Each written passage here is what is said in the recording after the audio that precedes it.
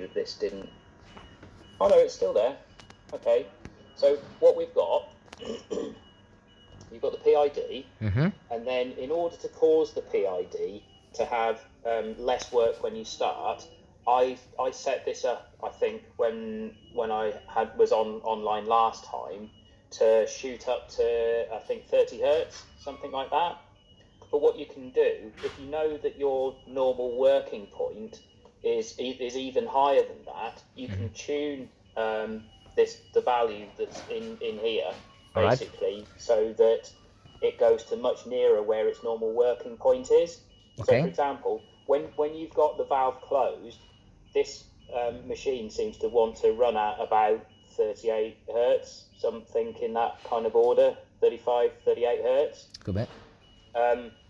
And what you could do is add more feed forward, so it pushes you, up above that point, so the PID is doing less work. Okay. If the PID is doing less work, that's less error that will be built up by the I term. Okay. And less overshoot. So basically, it's a bit.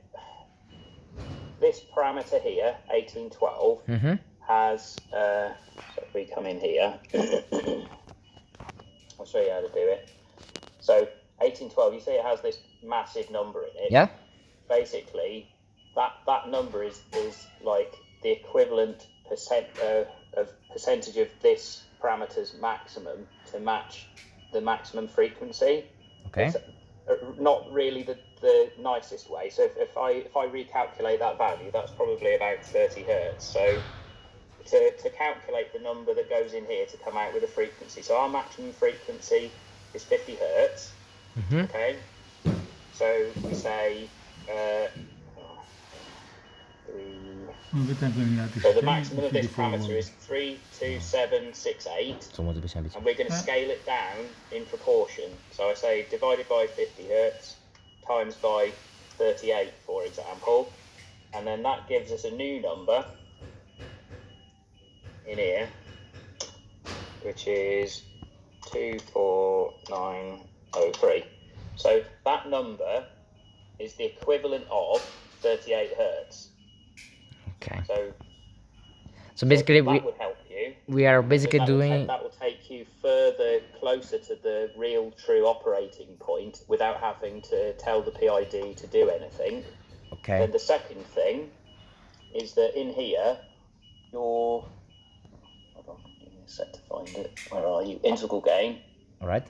This guy, you could begin to reduce this, because what we're doing is a lot of the work has been taken away from the PID by giving it a static reference that just pushes a frequency in. So the amount of the overall frequency range that's got to be controlled by the PID is now much less. Therefore, you need a lower integral gain, and a lower integral gain means less overshoot. So basically, yeah. To get rid of that overshoot, it's just a case. I would leave the P term where it is, and I would try reducing. Many thanks. This guy, basically, reduce this guy.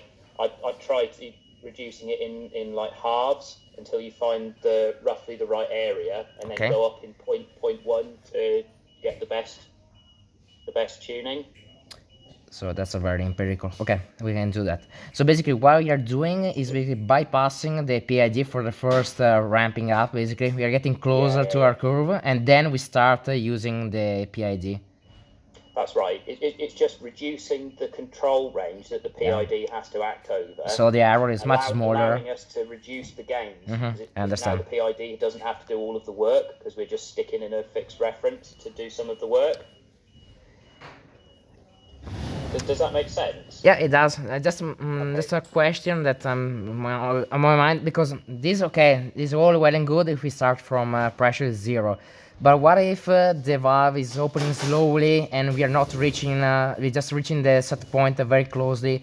My fear is that basically we are not starting the operation bypassing, can I call it this way, bypassing the PID? No, honestly, it makes no difference. All right. It won't make any difference. The only thing that will happen is the further up you take the PID, instead of it always adding to the frequency reference, you'll get to a point where actually it'll start subtracting, but it'll just do all of that automatically. You don't have to kind of think about it. It'll just do it. So you almost can't get it wrong. The only thing that's a little bit open for interpretation, let's say, is what you set the final ligand value, because it's the setting of that number that determines how far it's going to overshoot. Okay, that makes sense. That's it. There's nothing else that really defines it. Okay. So for me, it's like what you'll probably find is that with this set of acceleration rates, because what we had to do to get the performance that the other chap that was working with us, to get the performance that he wanted, we had to like pull all of the stops out. So it was like really instantaneous. As soon as you open that valve, it was like, boom, give it some beans. So you'll just have to tune this guy, move it up and down a little bit until you find the right performance, and then really I don't think it'll make that much difference afterwards. That sounds good for me. Yeah. I think that's probably what the other VFD of the competition do actually. I mean, I don't know the compression detail. The original one that you guys were using, I couldn't find the manual for that, but I found one for the kind of the newer version of it. It was a weird looking sort of circular. Yeah, because they go above the pumps, so they are cooled from the motor of the pump itself. Ah, right, there we go then. Yeah. Okay, basically, on that guy, they have a slightly different system to us again, because they do things with the ramps. Like as soon as you know you're within a certain amount of your pressure set point, they actually go and make the ramps a bigger number. I think that was right. I think they make the ramps longer to make it more stable once it's at constant pressure. Makes sense to me. But it's at the expense of dynamics. So if you change something really quickly and dynamically with that kind of setup, then it will be slower to I will be honest with you. Those inverters are for vertical pumps which have multi-stage, so the difference different thing. Yeah, I mean, it does basically the same thing, but those pumps are made for bigger system where the change is very minimal compared to where we are trying the right. Yeah. I understand. Yeah, that's multi-stage. Okay, so having it really steady and stable. Yeah, that's more important. Basically, those are basically we are taking the water from I don't know, a well and providing it to the whole factory. So that's the kind of work that those VFD are basically made to do. All right. Okay. We will play around with the integral gain and see where it can go. Okay. I'm the only thing that, like, I'm quite happy just to hang around. Like, if you presumably you're going to do all this playing on another day. Is that right? Yeah. I don't know if your colleague can do it now because I have much other stuff to do. I'm sorry. No. I wasn't planning to stay here, but I saw you and I said, yeah, I kind of want to know this stuff. So. No.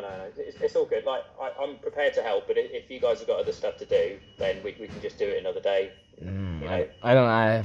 Next time, like if it's Francesco or any of the other guys, they can just give me a shout when you're next doing it. I probably have to leave you, but your colleague can do according to what he wants actually. So I'm fine either. I mean, yeah, I have to go. So okay. I ask to recall. Thank you. Have a good evening.